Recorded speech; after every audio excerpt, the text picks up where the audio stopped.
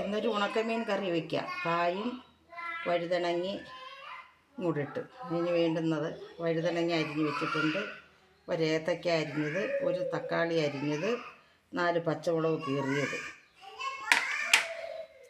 ഉണക്കമീൻ കഴുകി വൃത്തിയാക്കി വെച്ചത്.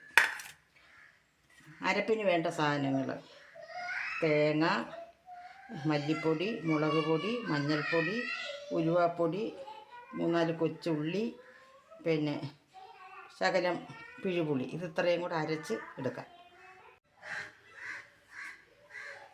കഷ്ണങ്ങളെല്ലാം കൂടെ ചട്ടിയിലിട്ട് വെച്ചിട്ടുണ്ട്. ഇതൊന്ന് അര വേവാകുമ്പം അരപ്പ് ചേർക്കാം. അടപ്പേ കഷ്ണങ്ങൾ പകുതി വേവായിട്ടുണ്ട്. ഇനി അരപ്പ് ചേർത്ത് കൊടുക്കാം. കഷ്ണം വെച്ചപ്പം കുറച്ച് ഉപ്പൂടി ഇട്ടായിരുന്നു. ഉണക്കമീനായതുകൊണ്ട് കൂടുതൽ ഉപ്പിടണ്ട. അതുകൊണ്ട് നോക്കിയിട്ടിടാവോ, അല്ലെങ്കിൽ ഉപ്പ് കൂടിപ്പോവും. പിന്നെ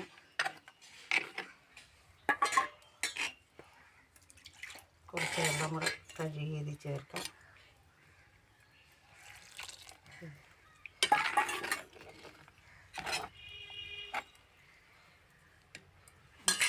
കുറച്ച് കരിവേപ്പില ഇട്ട് കൊടുക്കാം.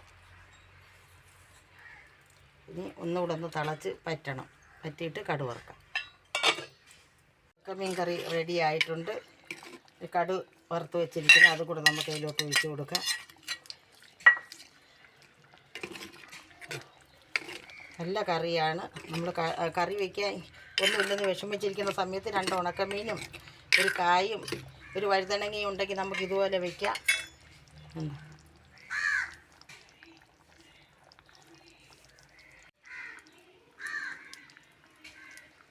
എല്ലാവരും ഇതുപോലെ നോക്കണം. നല്ല കറിയാണ്.